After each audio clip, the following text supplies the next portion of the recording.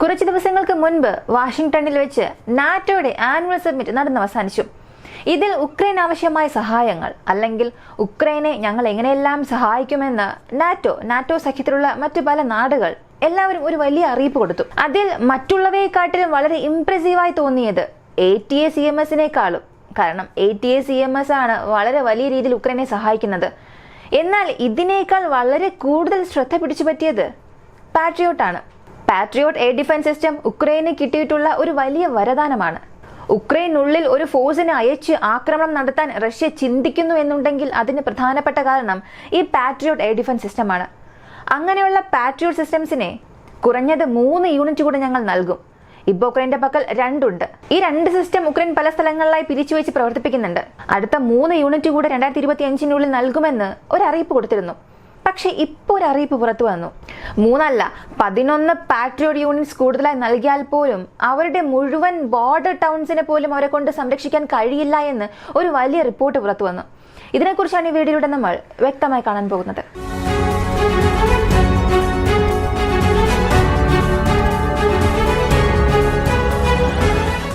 പാട്രിയോട്ടിനെ കുറിച്ച് നമുക്ക് നന്നായി അറിയാം. എങ്കിലും ഷോർട്ടായി ഒന്ന് പറയാം. കാരണം ഈ വീഡിയോയ്ക്ക് വേണ്ടി പാട്രിയോട്ടിനെ കുറിച്ച് അറിയേണ്ടത് അത്യാവശ്യമാണ്.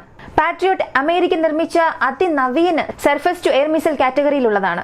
കൂടുതലും 250 മുതൽ 300+ കിലോമീറ്റർ കഴിഞ്ഞുള്ള ഏരിയൽ ടാർഗറ്റ്സ് ഏതിനെയും അവർ പറയുന്നതനുസരിച്ച് നോക്കിയാൽ ബാലിസ്റ്റിക് മിസൈൽസിനെ പോലും ഇവയെ കൊണ്ട് എൻഗേജ് ചെയ്യാൻ സാധിക്കും. ഇങ്ങനെ പാട്രിയോട്ടിനെ നിർമ്മിച്ചവർ, പാട്രിയോട്ട് ഉപയോഗിക്കുന്ന നാടുകൾ ഇതിനെക്കുറിച്ച് ഒരു നല്ല സർട്ടിഫിക്കറ്റ് തന്നെ കൊടുത്തു. ഇങ്ങനെയുള്ള പാട്രിയോട്ട് സിസ്റ്റം സത്യത്തിൽ ഈ ലോകത്തിലുള്ളതിൽ വെച്ച് വളരെ മോസ്റ്റ് അഡ്വാൻസ്ഡ് സിസ്റ്റമാണ്. അത് നമ്മൾ സമ്മതിച്ചേ തീരൂ. ഈ advanced air defence system Russia Ukraine യുദ്ധം ആരംഭിച്ചതിനു ശേഷം പല ഘട്ട ചർച്ചകൾക്ക് ശേഷം ഉക്രൈന് നൽകുന്നു. അതിനാൽ ഇവിടെ ഒരു കാര്യം പറഞ്ഞേ തീരൂ.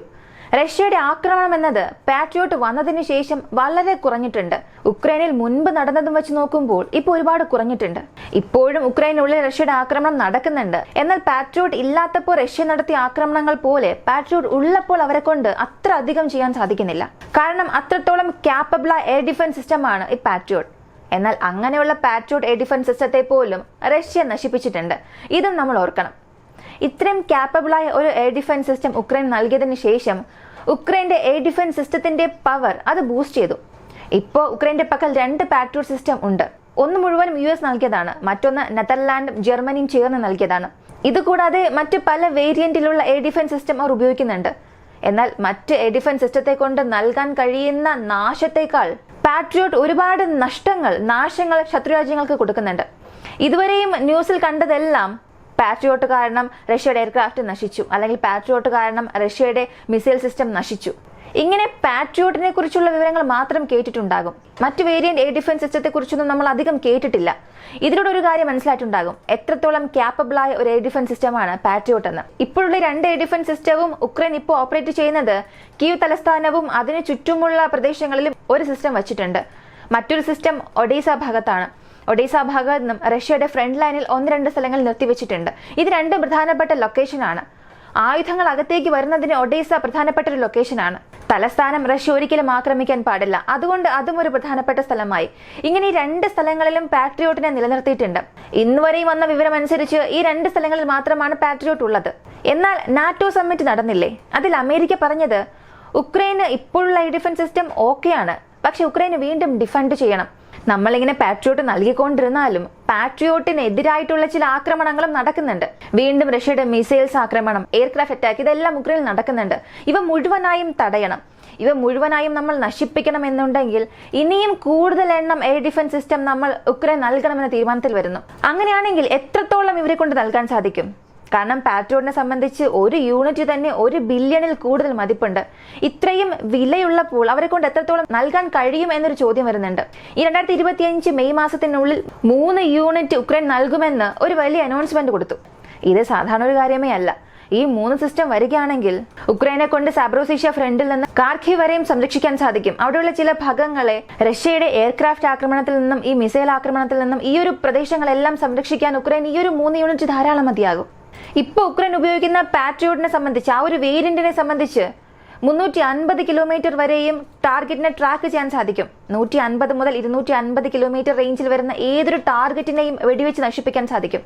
എന്നാൽ പ്രശ്നം വരുന്നത് ഉക്രൈന്റെ ഈ 3 പാട്രിയോട്ട് സിസ്റ്റം ഇവർ നൽകിയാൽ അതിനെ എവിടെയാണ് അവർ നിർത്തുക? അതിനെ കൊണ്ടുപോയി ഫ്രണ്ട് ലൈനിൽ നിർത്താൻ സാധിക്കില്ല. കാരണം ഫ്രണ്ട് ലൈനിൽ നിന്നും 50 കിലോമീറ്റർ വരെയും ബഫർ സോണാണ്. ഈ ബഫർ സോണിൽ റഷ്യയുടെ ഇന്റലിജൻസ് ഒരുപാട് നടക്കുന്നുണ്ട്. അവരുടെ ചാരപ്രവർത്തികൾ വളരെ കൂടുതലാണ്. അതുപോലെ ഉക്രൈന്റെ ഇന്റലിജൻസും അവിടെയുണ്ട്. റഷ്യയുടെ ഡ്രോൺ ആക്രമണം, റഷ്യയുടെ മിസൈൽ ആക്രമണങ്ങൾ എല്ലാം ഈ ഫ്രണ്ട് ലൈനോട് ചേർന്നുള്ള ഭാഗങ്ങൾ വളരെ കൂടുതലാണ്. അതിനാൽ ഈ സ്ഥലങ്ങൾ ഈ സിസ്റ്റത്തെ കൊണ്ടുവന്ന് നിർത്താൻ സാധിക്കില്ല. കാരണം ചെറിയൊരു ഡ്രോൺ അറ്റാക്ക് വഴി, വെറും 2000 വർത്തുള്ള ഒരു ഡ്രോൺ വഴി 1 ബില്യൺ മതിപ്പുള്ള ഈ ഒരു സിസ്റ്റത്തെ ഈസിയായി ഡാമേജ് ചെയ്യാൻ സാധിക്കും. പാട്രിയോട്ട് എയർ ഡിഫൻസ് സിസ്റ്റത്തിലെ ഒരു മിസൈൽ തന്നെ 4 മില്യൺ ആണ്. അങ്ങനെ നോക്കിയാൽ ഫ്രണ്ട് ലൈനിൽ ഇതിനെ കൊണ്ടുവന്ന് നിർത്തുന്നത് നല്ല തീരുമാനമേ അല്ല. അതിനാൽ ഫ്രണ്ട് ലൈനിൽ നിന്നും കുറച്ച് ബാക്കിലേക്ക് നിർത്തണം എന്നുള്ളപ്പോൾ എത്രത്തോളം ഏരിയാസ് ഇതിനെ കവർ ചെയ്യാൻ സാധിക്കും? റഷ്യ ഉക്രൈൻ ബോർഡർ എന്നത് പല 100 കിലോമീറ്റേഴ്സ് ഉള്ള ഒരു ബോർഡറാണ്. ഈ എല്ലാ സ്ഥലങ്ങളും കവർ ചെയ്യുന്നത് എങ്ങനെയാണ്? ഏത് സ്ഥലത്ത് എപ്പോൾ റഷ്യ ആക്രമണം നടത്തുമെന്നുള്ളൊരു ഭയത്തിലാണ് ഉക്രൈൻ ഉള്ളത്. അതിനാൽ എല്ലാ സ്ഥലങ്ങളും പാട്രിയോട്ട് ഉപയോഗിച്ച് ഇവർക്ക് കവർ ചെയ്യാൻ സാധിക്കുമോ? അതിന് എത്രത്തോളം സിസ്റ്റം ഇവർക്ക് ആവശ്യം എന്നുള്ളൊരു ചോദ്യം വരുമ്പോൾ അതിനുള്ള ഉത്തരം കുറഞ്ഞത് 11 സിസ്റ്റം എങ്കിലും ആവശ്യമായി വരും. ഇപ്പോൾ ഓപ്പറേറ്റ് ചെയ്യുന്ന 2, അടുത്ത് വരാൻ പോകുന്ന 3, ഈ 5ഉം അല്ലാതെ എക്സ്ട്രാ 11 സിസ്റ്റം ഉണ്ടെങ്കിൽ മാത്രമേ റഷ്യ ഉക്രൈൻ ബോർഡറിനെ തന്നെ അവരെ കൊണ്ട് സംരക്ഷിക്കാൻ സാധിക്കൂ. എങ്കിൽ മാത്രമേ ഇപ്പോൾ ഒക്കുപൈ ചെയ്തു വെച്ചിരിക്കുന്ന ഈ റീജിയണിൽ നിന്നും റഷ്യ ഒരു ആക്രമണം നടത്തിയാൽ ഉക്രൈന് രക്ഷപ്പെടാൻ സാധിക്കുകയുള്ളൂ എന്നുള്ള ഒരു വലിയ വിവരം പുറത്തു വന്നു. ഇപ്പോ ഈ 11 സിസ്റ്റം എന്നതും ഒരു സാധാരണ കാര്യമേ അല്ല. കാരണം നാറ്റോയിലെ പല നാടുകൾക്കും ഇതിൽ പകുതി പോലും കിട്ടിയിട്ടില്ല. ഒരുപാട് നാറ്റോ നാടുകൾ മുഴുവനും ചേർന്നാൽ പോലും ഇത്രത്തോളം സിസ്റ്റംസ് ഉക്രൈൻ നൽകാൻ സാധിക്കില്ല. എന്നാൽ എത്രയും പെട്ടെന്ന് ഇങ്ങനെ ഒരു കാര്യം സെലൻസ്കി ആവശ്യപ്പെടും. ആദ്യം ഉക്രൈൻ പറഞ്ഞത് ഞങ്ങൾക്ക് ഒരു സിസ്റ്റം എങ്കിലും തരിക, അത് വെച്ച് ഞങ്ങളെ റഷ്യയെ തടയാമെന്ന്. അത് നൽകി. അതിനുശേഷം മറ്റൊരു സിസ്റ്റം കൂടെ നൽകുക, ഞങ്ങളുടെ തലസ്ഥാനത്തെ സംരക്ഷിക്കണമെന്ന് ആവശ്യപ്പെട്ടു. അതും നൽകി. ഇപ്പോ അതിനുള്ള മിസൈൽസ് ഷോർട്ടേജ് വന്നു. ഇത്രത്തോളം സിസ്റ്റംസ് നൽകിയാലും അതിനെ കൊണ്ട് ഓവർകം ചെയ്യാൻ സാധിച്ചില്ല. റഷ്യയുടെ മിസൈൽ ആക്രമണം തുടർച്ചയായി വന്നുകൊണ്ടിരുന്നപ്പോൾ അവർക്കത് കൈകാര്യം ചെയ്യാൻ സാധിച്ചില്ല. ഒരു സിസ്റ്റത്തിൽ ഒരു സമയത്ത് 32 മിസൈൽ മാത്രമേ ലോഞ്ച് ചെയ്യാൻ സാധിക്കൂ. കാരണം ഒരു സിസ്റ്റത്തിൽ 8 ലോഞ്ചർ ഉണ്ട്. ഒരു ലോഞ്ചറിൽ 4 മിസൈൽ. ഇങ്ങനെ 8 ലോഞ്ചേഴ്സിൽ നിന്നും 32 മിസൈൽസ് മാത്രമേ അവരെ കൊണ്ട് ഒരു സമയത്ത് ഫയർ ചെയ്യാൻ സാധിക്കൂ. 32 മിസൈൽ ലോഞ്ച് ചെയ്യുക എന്നുള്ളത് 32 മില്യൺ ചിലവഴിക്കുന്നതിന് തുല്യമാണ്. എന്നാൽ അകത്തേക്ക് വരുന്ന ഈ ഡ്രോൺ, റഷ്യ അയക്കുന്ന ഡ്രോൺസ് ഇതിന്റെ പകുതി വില പോലും കാണില്ല. 4ൽ 1 പങ്ക് പോലും കാണില്ല. അങ്ങനെയുള്ളപ്പോൾ ഈ മിസൈൽ ഉപയോഗിച്ച് അതിനെ ന്യൂട്രലൈസ് ചെയ്യുക എന്നുള്ളത് ഉക്രൈന് മാത്രമാണ് നഷ്ടമായി മാറിയത്. അങ്ങനെ ഒരുപാട് മിസൈൽസ് അവർ ഡ്രെയിൻ ചെയ്തു. തുടക്കത്തിൽ റഷ്യ ഡ്രോൺ ആക്രമണം നടത്തിയപ്പോൾ ഉക്രൈൻ കൂടുതലായും പാട്രിയോട്ട് ഉപയോഗിക്കാൻ തുടങ്ങി. അങ്ങനെ അതിന്റെ റിസർവ് ഡ്രെയിൻ ആകാൻ തുടങ്ങി. അങ്ങനെയാണെങ്കിൽ അകത്തേക്ക് വരുന്ന ഈ ഒരു ഡ്രോണിനെ തടയാൻ പാട്രിയോട്ട് ഉപയോഗിക്കേണ്ട, മറ്റേതെങ്കിലും എയർ ഡിഫൻസ് സിസ്റ്റം ഉപയോഗിക്കാം. അല്ലെങ്കിൽ ആ ഡ്രോണിനെ മറ്റേതെങ്കിലും രീതിയിൽ വെടിവെച്ച് വീഴ്ത്താമെന്ന് ചിന്തിക്കുമ്പോൾ അതിലും ഉക്രൈൻ പരാജയപ്പെട്ടു. ഉക്രൈന്റെ പല സ്ഥലങ്ങളിൽ പാട്രിയോട്ടിന് നഷ്ടം സംഭവിച്ചു. അതാണ് ഡ്രോണും ഇസ്കാന്ദർ മിസൈൽസും ചേർന്ന് പാട്രിയോട്ടിനെതിരെ നടത്തിയ ഒരു ആക്രമണം. ഇങ്ങനെ പാട്രിയോട്ടിനെ സംബന്ധിച്ച് ലോകത്തിലെ അതിനവീന എയർ ഡിഫൻസ് സിസ്റ്റം ആയാലും അതിന്റെ ഉപയോഗം, അതിനെതിരെ വരുന്ന ത്രെഡ്സിന്റെ സ്വഭാവം മാറിക്കൊണ്ടിരിക്കുകയാണ്. എങ്ങനെയാണോ കാലത്തിനെ AC, BC എന്ന് തരം തിരിച്ചു വെച്ചിരിക്കുന്നത്, അതുപോലെ ഇതിന് ശേഷം വരുന്ന യുദ്ധങ്ങളെ റഷ്യ ഉക്രൈൻ യുദ്ധത്തിന് മുൻപും റഷ്യ ഉക്രൈൻ യുദ്ധത്തിന് ശേഷം ഇങ്ങനെ ഒരു രീതിയിലേക്ക് തരംതിരിക്കപ്പെടും. അതുപോലെ ആയിരിക്കും ആയുധങ്ങളുടെ വളർച്ചയെയും ഈ യുദ്ധത്തിന് മുൻപ് യുദ്ധത്തിന് ശേഷം എന്ന രീതിയിൽ തിരിക്കും. കാരണം ഓരോ ആയുധങ്ങളുടെയും സ്വഭാവം എന്നത് ഈ യുദ്ധങ്ങളിലൂടെ നമുക്ക് കണ്ണാടി പോലെ കാണുകയാണ്. ഈ ആയുധത്തിന് ഇത്രത്തോളം കഴിവുണ്ടോ, ഈ ആയുധം ഇങ്ങനെയൊന്നും പ്രവർത്തിക്കുന്നില്ല, അല്ലെങ്കിൽ ഈ ആയുധത്തെ കൊണ്ട് ഇത്രത്തോളം ചെയ്യാൻ സാധിക്കുമോ എന്ന് റഷ്യ ഉക്രൈൻ യുദ്ധം വഴി നമ്മളെല്ലാവരും കണ്ടതാണ്. ഈ പാട്രിയോട്ട് സിസ്റ്റവും അതിൽ ഉൾപ്പെടും. റഷ്യയുടെ S-400നെയും നമുക്ക് ഇതിലൂടെ പറയാൻ സാധിക്കും. ഒരു ക്ലസ്റ്റർ വാർഹെഡ് ഉപയോഗിച്ച് S-400നെ എങ്ങനെ ഡാമേജ് ചെയ്യാൻ സാധിക്കുമെന്ന് ഉക്രൈൻ കാണിച്ചു കൊടുത്തു. അതുപോലെ നോർമൽ ഒരു ഡ്രോണിനെ ഉപയോഗിച്ച് എങ്ങനെ പാട്രിയോട്ടിനെ നശിപ്പിക്കാൻ കഴിയുമെന്നും ഇപ്പോൾ റഷ്യ കാണിച്ചു. അങ്ങനെയെങ്കിൽ ഈ നടന്നുകൊണ്ടിരിക്കുന്ന ഈ ഒരു യുദ്ധം എന്നത് ഒരു ആയുധ വിപ്ലവത്തിനും ആയുധ വളർച്ചയ്ക്കും സഹായമാണ്. ഒരുപാട് നാടുകൾ ഇതുവഴി ഒരുപാട് പാഠങ്ങൾ പഠിക്കുന്നുണ്ട്. ഈ 11 സിസ്റ്റം ഉക്രൈന് കിട്ടുമോ? ഈ 11 സിസ്റ്റം ഉപയോഗിച്ച് ഉക്രൈനെ മുഴുവനും സംരക്ഷിക്കാൻ സാധിക്കുമോ എന്ന് ചോദിച്ചാൽ, ഒഡീസ ഭാഗത്ത് നിന്നും കാർഖീവ് റീജിയൻ വരെയും ഈ 11 സിസ്റ്റംസും വെച്ച് ഉക്രൈനെ കൊണ്ട് തീർച്ചയായും കവറേജ് നൽകാൻ സാധിക്കും. എങ്കിലും ഇതിനപ്പുറം ഒരുപാട് പ്രശ്നം ഉക്രൈന് വരുന്നുണ്ട്. നേരത്തെ 2 സിസ്റ്റം ഓപ്പറേറ്റ് ആണ്. ഇപ്പോഴത്തെ കണക്കനുസരിച്ച് നോക്കിയാൽ 5 ലോഞ്ചേഴ്സ് നശിപ്പിച്ചിട്ടുണ്ട്. നേരത്തെ ഹൈപ്പർസോണിക് മിസൈൽ ഉപയോഗിച്ച ആക്രമണം, അതുകൂടാതെ അടുത്തിടെ നടത്തിയ ഒരു ആക്രമണം, ഇതിൽ നിന്നെല്ലാം 5 ലോഞ്ചർ ഉക്രൈൻ നഷ്ടപ്പെട്ടു. ഇതിനെ റീപ്ലേസ് ചെയ്യാൻ അവിടെ എന്തെങ്കിലും സിസ്റ്റം വന്നോ എന്നൊന്നും അറിയില്ല. പാട്രിയോട്ടിന്റെ ഷോർട്ടേജ് എന്നത് ഉക്രൈൻ ഉണ്ടെന്നുള്ളത് ഇതുവഴി വ്യക്തമാകുന്നുണ്ട്. ഇപ്പോൾ അടുത്ത ഘട്ട സഹായങ്ങൾ വരുമ്പോൾ ഈ 63 ബില്യൺ സഹായം വന്നാൽ മാത്രമേ ഉക്രൈൻ എത്രത്തോളം ഈ സഹായം വന്നിട്ടുണ്ട്, പാട്രിയോട്ട് റീപ്ലേസ് ചെയ്യാനുള്ള സഹായം വന്നിട്ടുണ്ടോ ഇല്ലയോ നമുക്കറിയാൻ സാധിക്കും.